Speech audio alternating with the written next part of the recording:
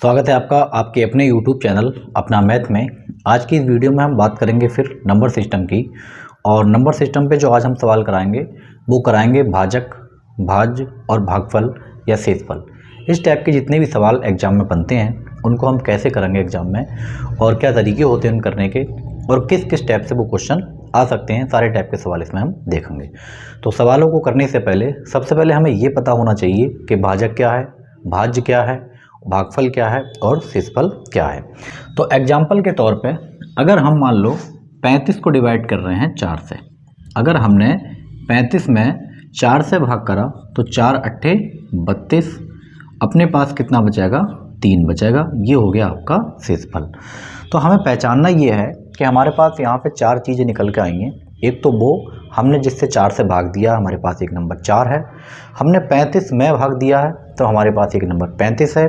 और जब हमने भाग दिया तो ये 8 बार गया तो ये जो एक नंबर 8 है, और फिर हमारे पास बचा एक 3, तो हमारे पास इस टाइप से 4 नंबर आए। तो पहचानना हमें ये है कि इसमें भागफल कौन सा है, भाज्य कौन सा है या फिर शेषफल कौन सा है, ये सारी चीज़ें देखेंगे। तो हम कैसे करेंगे, जैसे अभी हमने यहाँ पे इसको भाग दिया तो इस टाइप से हम फिर बना ले रहे हैं यहाँ पे। तो यहाँ पे जो नंबर लिखा जाएगा, जैसे यहाँ पे 4 लिखा हुआ है तो यहाँ पे जो नंबर लिखा हुआ आएगा, मतलब हम जिस नंबर से भाग दे रहे हैं उसको हम कहते हैं भाजक, अंग्रेजी में इसको कहते हैं हम डिवीजर। उसके बाद जिस नंबर में हम भाग दे रहे हैं, हमने 35 में भाग दिया तो यहाँ पे जो नंबर लिखा जाएगा ये नंबर कहलाता है आपका भाज्य, ये नंबर कहलाता है आपका भाज्य, अंग्रेजी में इसको बोलते हैं डिविडेंड। और यहाँ पे जो भाग करने के बाद यहाँ नंबर आया आपका भागफल, इसको हम कहते हैं भागफल, और अंग्रेजी में इसको कहते हैं क्वोशिएंट। फिर यहाँ पे कोई भी चीज़ बचेगी, जैसे यहाँ पे 3 बचा तो इसको हम कहते हैं शेषफल। तो बिल्कुल हमें पहचान होना चाहिए, क्योंकि इसमें जो क्वेश्चन आते हैं, जिस टाइप के क्वेश्चन अभी आप देखेंगे, कैसे कैसे एग्जाम में क्वेश्चन आते हैं उनको हम कैसे करेंगे, तो उसमें आपको यही सारी चीज़ें दे रखी होंगी। तो पहचान करना बेहद ज़रूरी है। अगर आपको पहचान ही नहीं हो पाई कि कौन सी चीज़ कहाँ है और क्या चीज़ पूछी है क्या नहीं, तो क्वेश्चन आप नहीं कर पाएंगे। तो हमने ये देखा, और बहुत बेसिक चीज़ है, ये तो हर आदमी को पता होना चाहिए, लेकिन फिर भी एक बार इसको हम बता दे रहे हैं। तो यहाँ पर जो नंबर है वो भाजक है, जिसमें हम भाग दे रहे हैं भाज्य है, जितनी बार गया वो भागफल है, जो बचा वो आपका शेषफल है। अब हमने ये देखा कि अगर हम इन दोनों की गुणा कर लें, 4 की और 8 की, तो हमने 4 में 8 से जब गुणा करी तो 4 अट्ठे 32, और अगर हम इसके अंदर ये शेषफल जोड़ लें तो कितना मिला हमारे पास 35। तो हमने ये देखा कि अगर हम इन दोनों की गुणा करके ये शेषफल जोड़ लें तो हमारे पास जो भाज्य है जिसमें हमने भाग दिया है वो नंबर हमारा मिल जाता है। तो कहने का मतलब ये हुआ कि अगर आपको भाज्य निकालना है, अगर आपको भाज्य निकालना है तो भाजक और भागफल दोनों की आप गुणा कर लें, भाजक और भागफल की आप गुणा कर लें, और उसके बाद इसके अंदर शेषफल जो बचा अगर आप वो जोड़ लेंगे तो आपका काम हो जाएगा। तो इस टाइप से इसके बीच में जो संबंध निकल कर आया वो ये आया कि भाज्य जो होता है, यहाँ पे जो नंबर लिखा होता है वो इन दोनों की गुणा प्लस ये, अगर भाजक की और भागफल की आप गुणा करके शेषफल इसमें जोड़ लेंगे तो आपके पास भाज्य मिल जाएगा। जैसे एग्जाम्पल के तौर पे एक छोटा सा और प्यारा सा एग्जाम्पल और ले रहे हैं यहाँ पे। जैसे मान लो हमने 25 को डिवाइड करनी है 3 से, तो 3 अट्ठे 24, शेषफल बचा आपका 1। अगर हम इन दोनों की गुणा कर लें तो 8 3 24 और 1 जोड़ोगे तो आपके पास 25। तो इस टाइप से इनके बीच में जो निकल कर आया संबंध वो ये है कि अगर आपको भाज्य निकालना है तो भाजक की और भागफल की आप दोनों की गुणा करेंगे, और अगर शेषफल बचा है तो आप उसको ऐड करेंगे, और ऐड करने के बाद जो भी नंबर मिलेगा वो आपका भाज्य मिल जाएगा। अब इस पर क्वेश्चन कैसे आते हैं एग्जाम में हम वो देखेंगे सीधे। तो चलिए अब स्टार्ट करते हैं इसमें हम पहला क्वेश्चन। तो पहला क्वेश्चन है कि विभाजन के किसी प्रश्न में भाजक भागफल का 4 गुना है, जो भाजक है वो भागफल का 4 गुना है, और शेषफल का 3 गुना है। यदि शेषफल 4 हो तो भाज्य बताइए। सबसे पहला काम आपका इस टाइप से आप डिजाइन कर लें। यहाँ पे डिजाइन करने के बाद हमें क्वेश्चन में जो नंबर दे रखा है, जिसकी वैल्यू हमें दे रखी है, सबसे पहले हम उसको लिखेंगे। तो क्वेश्चन में हमें दे रखा है कि इसका जो शेषफल है वो 4 है, और आपको पता है यहाँ पे आपका शेषफल लिखा जाएगा। अब क्वेश्चन ये था कि जो भाजक है, यहाँ पे जो नंबर होगा वही तो भाजक है। ये जो भाजक है इस भागफल का 4 गुना है, लेकिन हमें इन दोनों में से कोई भी नंबर नहीं पता, छोड़ दे रहे। अगला लिखा हुआ है कि यहाँ पे जो भाजक है ये शेषफल का 3 गुना है, शेषफल का 3 गुना है यहाँ पे नंबर। तो अगर ये 4 है तो 4 का 3 गुना कौन होगा? 12। हमारे पास ये नंबर मिल गया। और इससे पहले हमें ये बताया गया था कि यहाँ पे जो नंबर है ये उसका 4 गुना है, यहाँ पे जो नंबर है ये उसका 4 गुना है। तो आप बता सकते हो कि अगर हम किसका 4 गुना करें जो हमें 12 मिल जाए, तो आप कहोगे भी 3 का आप 4 गुना कर लो तो 12 आपको मिल जाएगा। तो बस अब हमें पता लग गया कि यहाँ पे इसका 4 गुना 12 है, यहाँ इसका 3 गुना 12 है। हमें चाहिए ये वाला नंबर। और आपको पता है कि अगर हम इन दोनों की गुणा कर लें, 12 की और 3 की, कितना हो गया? 36, और शेषफल उसके अंदर ऐड कर लें तो हमारे पास जो भाज्य है वो हमें मिल जाएगा। तो यहाँ पे कौन सा नंबर था? 40 नंबर था, और यही आपका सही आंसर हो जाएगा। तो बड़े आसान सवाल हैं, एग्जाम में आए हुए सवाल हैं, और देखते हैं धीरे धीरे और आगे बढ़ाते हैं। हर टाइप के सवाल इसमें आपको करने को मिलेंगे। और अगला क्वेश्चन है कि किसी संख्या x को किसी विभाजक से विभाजित किया जाता है तो विभाजक बराबर है भागफल का 4 गुना और बराबर है शेषफल का 2 गुना। यदि शेषफल 80 हो तो x का मान बताइए। बिल्कुल आसान सवाल है, इसको भी हम करेंगे। पहले इस टाइप से हम इसका डिजाइन कर लेंगे। यहाँ पे कोई नंबर x है, x लिखने की आपको कोई ज़रूरत नहीं है, लेकिन जो हमें वैल्यू दे रखी है हमें उसको लिखना है। क्वेश्चन में साफ कह रखा है कि इसका जो शेषफल है वो आपको 80 दे रखा है, 80 दे रखा है। अब क्वेश्चन एक बार पढ़ लें।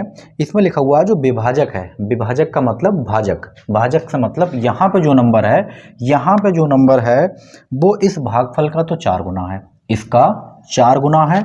और आगे लिखा हुआ है शेषफल का 2 गुना है, यानी शेषफल का ये नंबर 2 गुना है। तो अगर शेषफल 80 है तो शेषफल का 2 गुना है ये, तो कौन हो गया? 160 हो गया।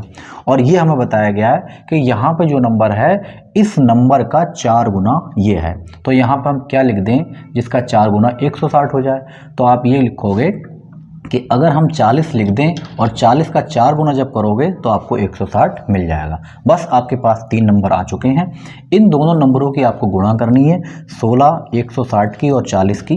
तो 16 चौक 64 और 2 जीरो लगा लिए हमने, और 80 बचा, इसको हमें ऐड करना है। तो हमारे पास जो नंबर निकल कर आएगा वो आएगा 1680। यहाँ पे हमने 80 ऐड करा है, जो शेषफल होता है वो हमें ऐड करना होता है। तो यहाँ पे जो नंबर लिखा है x, ये है आपका 6480, और यही इस सवाल का सही आंसर हो जाएगा। बिल्कुल आसान सवाल है, एक बार आप क्लियर करके एक बार लिख लें। आप अगर याद नहीं होते कौन सी क्या चीज़ है, आराम से आप इसको निकाल सकते हैं। बढ़ते हैं अगले क्वेश्चन पर। और अगला क्वेश्चन है कि एक भाग के प्रश्न में भाजक भागफल का 10 गुना है और शेषफल का 5 गुना है। यदि शेषफल 46 हो तो भाज्य बताइए। बिल्कुल आसान सवाल। और इसके बाद हम देखेंगे दूसरे टाइप के सवाल जो इसमें आते हैं। हमें जो चीज़ दे रखी है सबसे पहले हमें वो लिखना है। हमें दे रखा है कि इसके अंदर जो शेषफल है वो शेषफल 46 है, और ये कह रहे हैं यहाँ पे जो भाजक है ये भागफल का तो 10 गुना है, यानी यहाँ पे जो नंबर है वो इस नंबर का 10 गुना है, लेकिन यहाँ पे जो नंबर है वो इस शेषफल का 5 गुना है। तो अगर आप 46 में गुणा करोगे 5 से, 46 का 5 गुना, 46 पंजे 230, तो हमारे पास यहाँ नंबर मिलेगा 230। और ये नंबर जो है यहाँ पे कोई एक ऐसा नंबर है जिसका 10 से गुणा करने पर ही आता है, तो आप डायरेक्ट बता सकते हो कि यहाँ पे 23 ही होगा।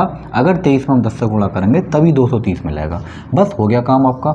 इन दोनों की आप गुणा कर लें तो 230 और 23 की जब आप गुणा करोगे तो 23 होते हैं 529, और एक जीरो आपको लगाना है। उसके बाद 46 भी इसके अंदर ऐड करना है। तो 46 जब ऐड करोगे तो ये हो गया 5336, और यही इस सवाल का आंसर हो जाएगा। तो यहाँ पे 5336 आपका भाज्य है, और यही नंबर आपसे पूछा है। तो ये तो हुए जो भागफल भाजक पर आधारित सवाल। इसमें आपको कोई ना कोई एक चीज़ जरूर मिलेगी। बढ़ते हैं अब अगले टाइप के सवाल, और उनको हम कैसे करेंगे पूरे कॉन्सेप्ट के साथ आराम से हर छोटी से छोटी चीज़ को समझेंगे और आगे बढ़ेंगे। और अगला क्वेश्चन है कि किसी संख्या को 56 से विभाजित करने पर शेषफल 29 आता है, तो उसी संख्या को 8 से विभाजित किया जाए तो शेषफल क्या आएगा। ये बड़ा आसान सवाल है, लेकिन अगला वाला जो सवाल होगा वो भी इसी टाइप का है, लेकिन वो गलत हो सकता है। तो बिल्कुल आप एक बेसिक से समझ लें कि सवाल ये लिखा है कि किसी संख्या को 56 से अगर हम डिवाइड कर लें तो हमारे पास जो शेषफल है वो 29 बच रहा है। अगर हम उसी संख्या को 8 से डिवाइड कर लें तो आंसर क्या आएगा। बहुत आसान सवाल है, हर बच्चा इसका आंसर बता सकता है, लेकिन एक बार बेसिक समझ लें क्योंकि जो अगला सवाल है वो हो सकता है गलत हो जाए। कैसे निकालेंगे, हमारे पास कोई भी नंबर दे रखा है n मान लिया हमने, उस नंबर को n को अगर आप 56 से डिवाइड करोगे तो जो रिमाइंडर यानी शेषफल बच रहा है वो आपका 29 बच रहा है। तो हमने ये देखा कि अगर हमने, देखो एक बार यहाँ लिख के देख रहे हैं कि अगर हमने n को 56 से डिवाइड करा तो मान लो ये x बार गया होगा और उसके बाद भी हमारे पास शेषफल 29 बच रहा है। तो हम ये कह सकते हैं जो n है अपना वो इन दोनों की गुणा यानी कि 56x और प्लस ये आपके पास शेषफल, तो यही कोई नंबर होगा अपने पास। तो n बराबर क्या निकल कर आया, तो आप ये कह सकते हैं कि वो जो संख्या है अपने पास वो 56x प्लस 29 दे रखी है। बिल्कुल ठीक।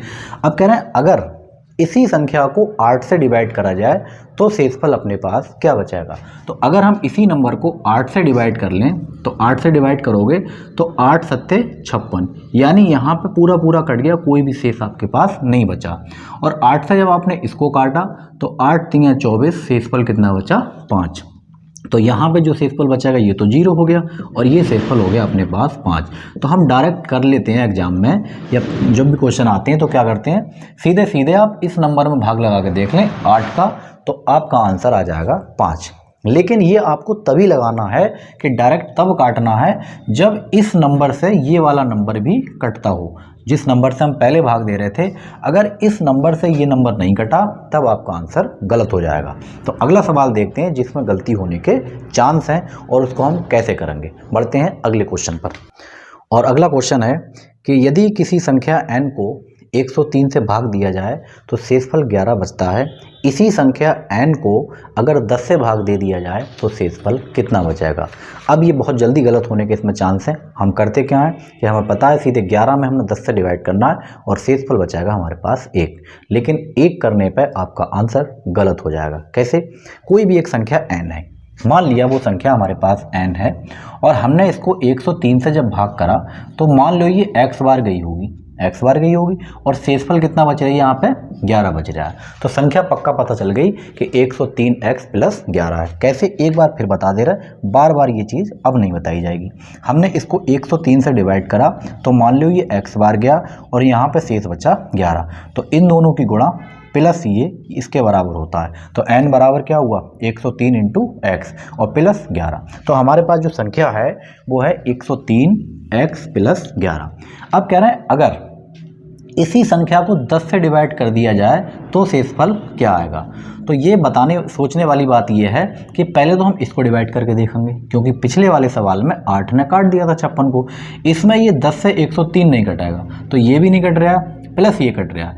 अब ये जो वैल्यू अपने पास डिपेंड रहेगी, इसका जो शेषफल निकालने का डिपेंड है, ये किस पे डिपेंड है, x पे। अगर x की वैल्यू यहाँ 2 रख दें, 1 रख दें, 3 रख दें, 4 रख दें, क्या पता कितनी बार गया, 2 बार गया, 3 बार गया, 4 बार गया, हमें नहीं पता।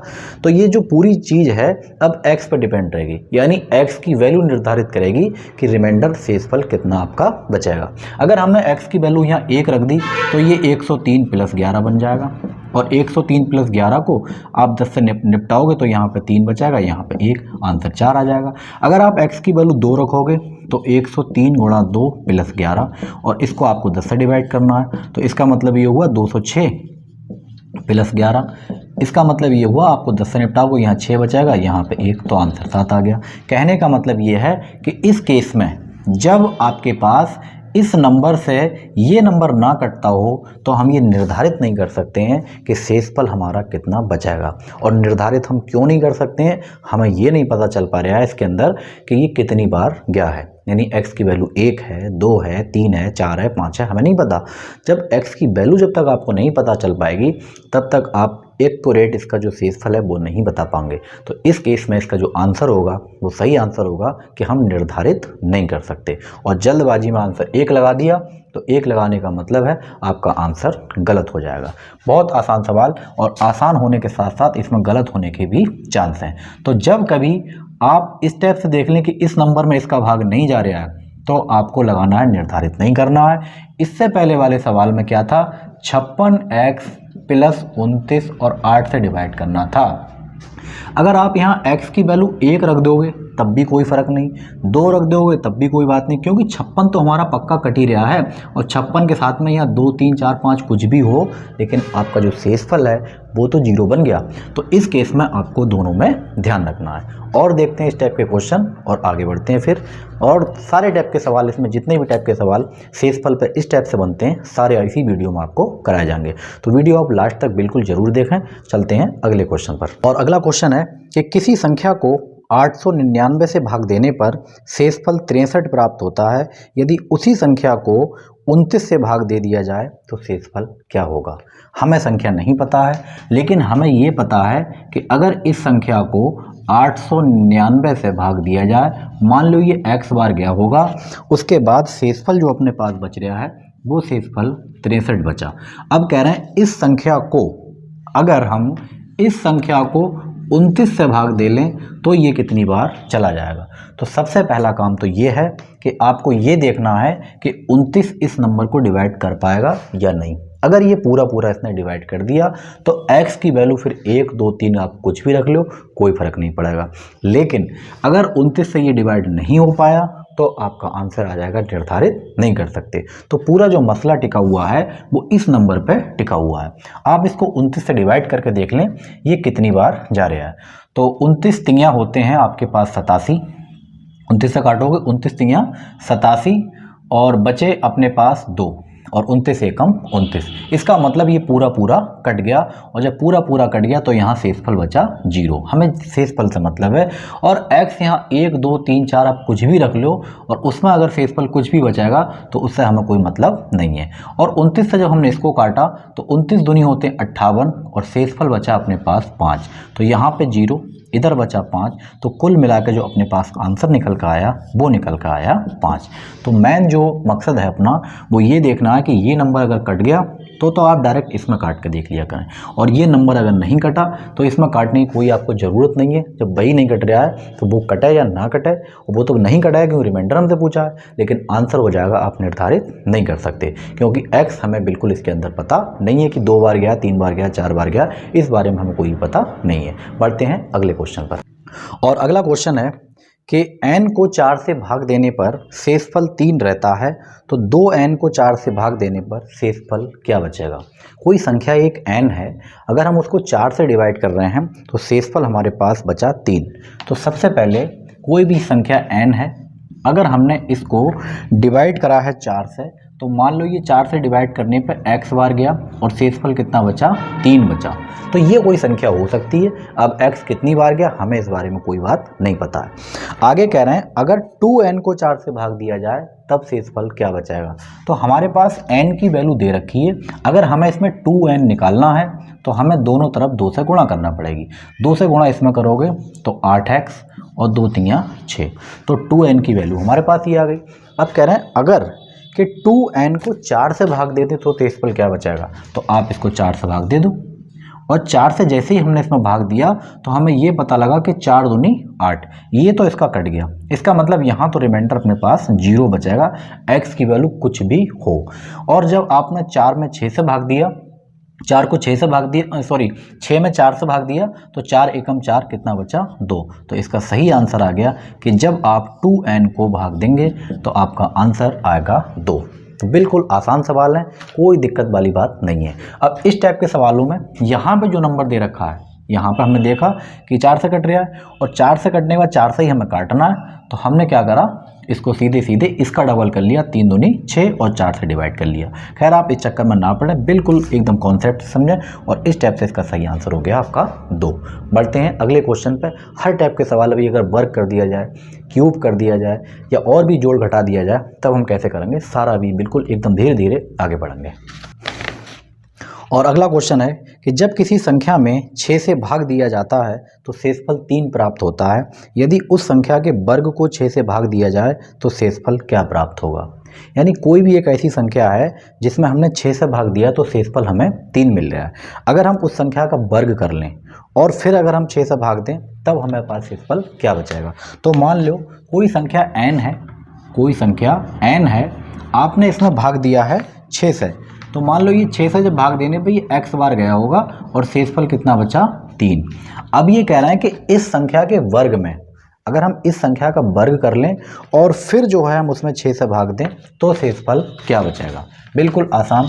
अगर आप वर्ग करोगे, देखो पहले एक बार निकाल ले रहे हैं फिर डायरेक्ट हम देखेंगे तरीका इसका क्या है। अगर हम इसका वर्ग करेंगे तो आपको वर्ग तो इधर भी करना पड़ेगा क्योंकि दोनों तरफ आपको वही काम करने हैं जो आप इधर कर रहे हैं। तो n स्क्वायर यानी वर्ग करने पे जो वैल्यू मिलेगी, 6 का स्क्वायर करोगे 36 और x का हो गया x स्क्वायर, 3 का आप करोगे 9 और 2ab, 2ab, a plus b का होल स्क्वायर तो सबको याद होगा, a का स्क्वायर प्लस b का स्क्वायर प्लस 2ab। अब ये भी नंबर है हमारे पास, इस नंबर को हमें डिवाइड करना है 6 से। तो हम ये देख रहे हैं कि अगर 6 से हम 36 को काटेंगे तो ये 36 पूरा पूरा चला जाएगा, यानी यहाँ पे रिमाइंडर अपने पास बचेगा 0 और 0 के साथ गुणा में कोई भी नंबर है कोई फर्क नहीं पड़ेगा। अगर 6 से हम 9 को काटेंगे तो 6 एकम 6 अपने पास बचेगा यहाँ पे 3 और 6 से अगर हम इसको काट लें तो यहाँ पे तो रिमाइंडर अपने पास 0 हो गया और 0 के साथ गुणा में इधर कुछ हो और 0 के साथ गुणा में पीछे कुछ हो, कोई फर्क नहीं पड़ेगा, रिमाइंडर कितना भी हो, लेकिन एक बार गुणा में 0 आ गया तो वो भी आपका 0 हो गया। तो इसका आंसर आ गया अपने पास 3। अब हमें एग्जाम में इस टाइप से बिल्कुल नहीं करना है। अगर वर्ग करा गया है और हमें 6 से डिवाइड करना है तो हमने ये देख लिया कि ये नंबर तो पक्का कट ही जाएगा, इसका जो वर्ग होगा बस आपको वही काट के देखना है। तो 3 का वर्ग कितना हुआ 9 और 9 को 6 से डिवाइड करोगे, शेषफल बचेगा अपने पास 3। तो आपने पूरा नहीं खोलना है एग्जाम में कि आप इसको पूरा प्रोग्राम बना के बैठ जाएं, डायरेक्ट बस आपको इसको वर्क करना है और डायरेक्ट इसको आपको कर लेना है। बढ़ते हैं अगले क्वेश्चन पर। अगला क्वेश्चन है कि किसी संख्या को 5 से भाग देने पर 3 शेषफल बचता है, उस संख्या के वर्ग को 5 से भाग दे दिया जाए तो शेषफल क्या बचेगा। किसी संख्या को जब हमने 5 से भाग दिया तो शेषफल अपने पास बचा 3। तो वो संख्या ये हो सकती है कि 5 से हमने भाग दिया तो ये x बार गई होगी, शेषफल 3 बचा, पूरी कंप्लीट संख्या हमें मिल गई। अब कह रहे हैं इस संख्या के वर्ग को n स्क्वायर को हमें 5 से भाग देने हैं। तो हमने ये देख लिया कि जब इसका होल स्क्वायर खोलेंगे तो हमें भाग किससे देने हैं 5 से, तो 5 से ये नंबर तो चला ही जाएगा, तो हमें पूरा नहीं खोलने हैं पिछली बार की तरह, बस सीधे सीधे इसका वर्ग कर लेने हैं। तो इसका वर्ग कितना हो गया 9 और 9 को अगर हम 5 से डिवाइड करें तो आंसर बचेगा 4। चाहे तो आप खोल के भी देख सकते हैं, जब आप इसका स्क्वायर करेंगे 5x + 3 का होल स्क्वायर तो ये कितना निकल कर आएगा 5 पंजे 25 x square, 3 तियाँ 9 plus 2ab, 2 into a into b। Divide किससे करने हैं 5 से करने हैं, एग्जाम में नहीं करना है। 5 से जब 25 को काटोगे तो यहाँ रिमाइंडर 0 बचेगा, x स्क्वायर कुछ भी हो कोई फर्क नहीं पड़ेगा। 5 से काटोगे कितनी बार जाएगा 5 एकम 5 4 बचेगा और यहाँ कट गया तो एक बार 0 बच गया, इसके आगे कुछ भी हो और इसके पीछे कुछ भी हो ये भी 0। तो आंसर कितना मिला अपने पास 4। तो हमें बार बार ये खोलने की ज़रूरत नहीं है, बस हम ये देखना है कि 5 से ये तो कटेगा ही पक्का, अगर ये कट गया तो इसका स्क्वायर भी कटेगा, क्यूब भी कटेगा, इसमें कितने का मल्टीपल कर दें सब कटेगा। बस हमारे पास बचा क्या ये नंबर बचा, तो इसी का हम स्क्वायर कर लेंगे। 3 का स्क्वायर 9 और 5 से डिवाइड करा तो शेषफल बचा अपने पास 4। बढ़ते हैं अगले सवाल पर। और अगला क्वेश्चन है कि यदि संख्या n को 48 से विभाजित किया जाए तो शेषफल 5 बचता है, यदि 9n को 27 से विभाजित किया जाए तो शेषफल क्या होगा। बहुत आसान सवाल, कैसे करेंगे। अगर n कोई एक नंबर है, 48 से इसको डिवाइड करा तो ये x बार गया होगा, हमें नहीं पता, और इसमें जो शेषफल आपके पास बच रहा है ये शेषफल 5 बच रहा है। तो हमारे पास जो नंबर है वो कंप्लीट नंबर ये होगा कि 48x + 5। अब कितनी बार गया ये हमें नहीं पता। आगे कह रहे हैं यदि 9n को 27 से भाग किया जाए तो शेषफल क्या आएगा। 9n का मतलब है आपको 9 से गुणा करनी है तभी तो आपको 9n मिलेगा, तो आप इसमें 9 से गुणा करोगे तो गुणा करने की कोई ज़रूरत नहीं है, आप डायरेक्ट ऐसे लिख लें 9 × 48x और 9 पंजे 45 बस। अब हमें डिवाइड किससे करना है, कहना 27 से अगर भाग करा जाए तो बताओ जरा शेषफल क्या बचेगा। अगर 27 से ये नंबर आपका कट गया ये गुणा करने पर जो भी आएगा ये आप डायरेक्ट काट के देख सकते हैं। अगर ये नंबर कट गया तो x का रोल ख़त्म, क्योंकि एक बार कट गया शेषफल 0, और 0 के साथ में x की वैल्यू कुछ भी आ जाए कोई फ़र्क नहीं पड़ेगा। लेकिन अगर ये नंबर ही नहीं कटा तो आगे जाने की ज़रूरत नहीं है, आप लिख देंगे निर्धारित नहीं कर सकते भैया, हमें x की वैल्यू पता नहीं है। तो काट के देख लें। अगर हम इसको 9 से काटें, 9 3 27, और 3 से काटें इसको तो ये चला जाएगा आपका 16। इसका मतलब ये हुआ कि ये 27 से पूरा पूरा डिवाइड है। 9 और गुणा 48, अगर आप इसको 27 से डिवाइड करना चाह रहे हैं तो ये पूरा पूरा कट रहा है। 9 3 27 और 3 ने काटा 16, इसका मतलब पूरा पूरा कट गया, कोई भी शेषफल नहीं बचा। तो शेषफल नहीं बचा तो आप 0 लिख लें, x के साथ x लिख लें।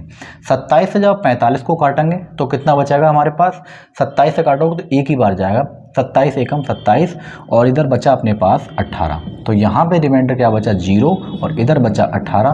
तो अगर आप इसको 27 से डिवाइड करोगे तो आपके पास जो रिमाइंडर बचेगा वो सिर्फ और सिर्फ 18 बचेगा, और यही इस सवाल का सही आंसर हो जाएगा। बिल्कुल आसान सवाल है, कोई ज़रूरी नहीं है कि यहाँ पर आप गुणा करें तभी काटें, आप ऐसे भी काट सकते हैं। अगर नीचे वाला 27 पूरा पूरा ख़त्म हो गया, कुछ भी नहीं बच रहा है, इसका मतलब ये 27 पूरा पूरा इसको काट देगा, और जब काट देगा तो रिमाइंडर 0, और रिमाइंडर 0 तो x की वैल्यू कुछ भी आ जाए हमें कोई फ़र्क नहीं पड़ता, चाहे 1 आ जाए, 2 आ जाए, 3 आ जाए, 4 आ जाए, उससे हमें कोई मतलब नहीं है। और ये कट गया तो यहाँ रिमाइंडर 0, बस आपको इसमें भाग लगा के देखना है। तो 27 से हम 48 को जब 45 को जब काटेंगे तो जो भी बचेगा वो हम इसमें लिख लेंगे। तो सही आंसर हुआ हमारा इसका 18। और अगला क्वेश्चन है कि यदि n को 13 से भाग दिया जाता है तो शेषफल 7 बचता है। यदि 5n + 12 को 13 से भाग दिया जाए तो शेषफल क्या बचेगा। बड़ा आसान सवाल, कैसे करेंगे। कोई एक संख्या n है और उस n को अगर हम 13 से भाग दे लें तो ये x बार क्या होगा, और कह रहे हैं अगर 13 से भाग दे दें तो शेषफल 7 बच रहा है। तो n की कंप्लीट वैल्यू हमें मिल गई कि 13x + 7 होगी। अब ये कह रहे हैं कि अगर इस संख्या को यदि 5n + 12 को, यानी 5n 5 गुना करने और प्लस आपको 12 जोड़ने हैं, तो पहले तो आप 5n निकाल लें। तो 5n का मतलब आपको दोनों तरफ 5 से गुणा करना पड़ेगी। 5 से गुणा करोगे तो 13 पंजे 65x, 5 से करोगे 5 सत्ते 35, हमारे पास मिल गया 5n। लेकिन हमें चाहिए क्या, 5n + 12 चाहिए, तो आपको इधर भी 12 जोड़ने पड़ेंगे। तो 65x + 35 + 12, यानी 5n + 12 बराबर आपके पास ये नंबर है। और कह रहे हैं इस नंबर को, इसको आप जोड़ लें, 35 और 12 ये हो गया आपके पास 5 2 7 और ये 4 47। कह रहे हैं अगर इस नंबर को हमें डिवाइड करना पड़ जाए किससे, कि 13 से डिवाइड करें तो शेषफल क्या बचेगा। 13 से आप इसको काट के देख लें तो 13 पंजे 65, यानी यहाँ तो शेषफल बचा 0, और जैसे ही 0 बचा x कुछ भी हो इसका मान तो अपने पास 0 आ चुका है, यानी अब x की वैल्यू ख़त्म। 13 3 39, कितना बचेगा अपने पास 8, तो इसका सही आंसर हो गया 8। अगर यहाँ से ये नंबर कट गया और शेषफल 0 बच गया तो फिर बस आपको इधर ही चेक करना है और कहीं जाने की ज़रूरत नहीं है। तो इसका सही आंसर हो गया हमारे पास 8। हमारे पास n निकाला हमने, उसके बाद 5 से गुणा करी तो 5n आ गया, और 5n में 12 जोड़ना है तो 5n + 12 बराबर ये आ गया, और डिवाइड करना है 13 से, 65 पूरा पूरा ख़त्म, रिमाइंडर बचा नहीं, इसका मतलब बस आपको यहीं चेक। और अगला क्वेश्चन है कि 3 धनात्मक संख्याएँ a b c को 13 से विभाजित किया जाता है तो क्रमशः 9 7 और 10 शेषफल प्राप्त होता है। जब a + 2b + 5c को 13 से विभाजित किया जाए तो शेषफल क्या होगा। बिल्कुल आसान सवाल है, कैसे करेंगे। हमारे पास 3 संख्याएं a b c, और इनको जब हम 13 से भाग कर रहे हैं तो हमारे पास शेषफल जो बच रहे हैं वो 9 7 और 10, तीनों संख्याओं में अलग अलग शेषफल बच रहे हैं। फिर हमसे ये पूछा है कि अगर हम a + 2b + 5c को 13 से डिवाइड कर लें तो हमारे पास शेषफल क्या आएगा। बिल्कुल पहले इसका बेसिक देखेंगे और फिर हम डायरेक्ट इसका क्या तरीका है, कैसे एग्जाम में निकालेंगे वो सीखेंगे। तो हमारे पास एक संख्या a है। अगर हम इस a संख्या को अगर हम 13 से डिवाइड करें तो मान लो ये 13 से डिवाइड करने पर x बार गई होगी, लेकिन शेषफल अपने पास 9 बच रहा है। तो इसका मतलब क्या हुआ कि जो a है वो 13x + 9 है। दूसरी संख्या जो b है अपने पास, ये b है अपने पास, और ये b को हमने जब 13 से डिवाइड करा तो मान लो ये 22 बार गई होगी और अपने पास शेषफल अब 7 बचा रही है, तो ये अपने पास b आ गई। तीसरी संख्या अपने पास c है, और जब हमने इसको 13 से डिवाइड करा तो मान लो ये z बार गई होगी और शेषफल जो बचा रही है वो शेषफल यहाँ पे बच रहा है अपने पास 10, तो ये z है यहाँ पे और ये 10 शेषफल बच रहा है। तो कहने का मतलब हमने जब a को 13 से डिवाइड करा तो x बार क्या होगा, 9 शेषफल बचा, कंप्लीट संख्या। दूसरी संख्या b है, 13 से डिवाइड करा, b बार क्या होगा हमें नहीं पता, हमने इसमें 7 जोड़ा, कंप्लीट संख्या। c हमने जो है 13 से डिवाइड करा, z बार क्या होगा हमें कोई पता थोड़ी ना कितनी बार गया, हमने इसको 10 लिख लिया। अब ये कह रहे हैं कि अगर a + 2b + 5c, क्या कह रहे हैं, a + 2b, a + 2b + 5c, यानी इसको मिला के अगर हम 13 से डिवाइड करें तो बताओ भी शेषफल क्या बचाएगा। तो a तो अपने पास यही रहेगा 13x + 9, 2b यानी जो आपके पास b निकल कर आया है इसमें आपको 2 से गुणा करनी है, तो जरा 2 से गुणा करो तो जरा, तो ये हो गया 13 दूनी 26 22, और इसमें 2 से गुणा करी तो 2 सत्ते 14, तो यहाँ हो गया अपने पास 14। अभी देख लें एक बार, डायरेक्ट एग्जाम में ऐसा नहीं करना, फिर हमें करनी है 5c, यानी c में गुणा करनी है आपको 5 से। जब 5 से गुणा करोगे तो ये हुआ 13 पंजे 65 z, और 5 से करोगे तो ये मिला अपने पास 50। कह रहे हैं अब इस संख्या को जरा 13 से डिवाइड करके बता दो भाई शेषफल क्या रहा है। तो देखो अगर हम 13 से इसको काटेंगे तो ये 13 से 13 पूरा कैंसिल हो जाएगा, यानी यहाँ पे शेषफल बचेगा अपने पास 0। 13 से आप इसको काटोगे, 9 पहले ही छोटा है, शेषफल बचाएगा, अच्छा नीचे लिख ले रहे हैं इसको, यहाँ 0 बचा, यहाँ पहले से ही छोटा है तो आपको यहाँ शेषफल बचाएगा 9, वो हमने यहाँ 9 लिख लिया। 13 से इसको काटोगे ये पूरा पूरा कैंसिल हो जाएगा, और बाई कुछ भी हो हमें कोई फर्क नहीं पड़ेगा।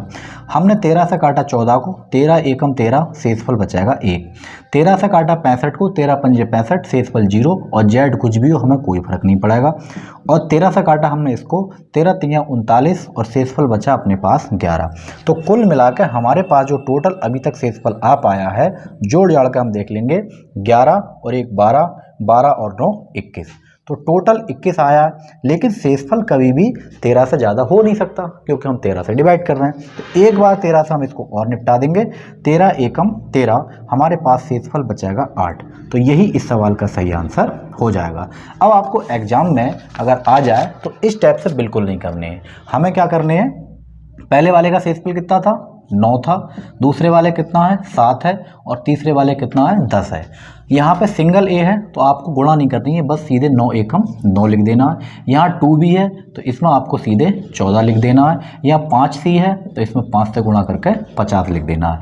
अगर बीच में प्लस लगा है तो बीच में प्लस आप लगा सकते हैं। 50 14 और 9, 50 और 14 हुए 64, 64 में आप 9 जोड़ोगे, ये बना अपने पास टोटल 73। और डिवाइड किससे करने हैं आपको, 13 से डिवाइड करने हैं, बस 13 पंजे 65, और कितना बचा अपने पास 8, और यही आपका सही आंसर हो जाएगा। इस टाइप से आपको डायरेक्ट इस कंडीशन से निकाल लेना है कि यहाँ पूरा प्रोग्राम बना है। ये सिर्फ समझाने के मकसद और मतलब से लिखाया गया है, बस आपको एग्जाम में क्या करना है, यहाँ पे जो भी सिंगल है तो एक बार, 2 है तो 2 से गुणा, 3 है 3 से गुणा, जितना भी गुना गुनी है आप इसमें कर लें और डायरेक्ट आप आंसर इसको निकाल लें। अगले बढ़ते हैं अगले क्वेश्चन पे, उसको और देखते हैं, फिर आपके क्लियर बिल्कुल हो जाएगा। और अगला क्वेश्चन है कि 3 धनात्मक पूर्णांक x बाई जेड को 29 से भाग किया जाता है तो शेषफल क्रमशः 19, 23 और 25 आते हैं।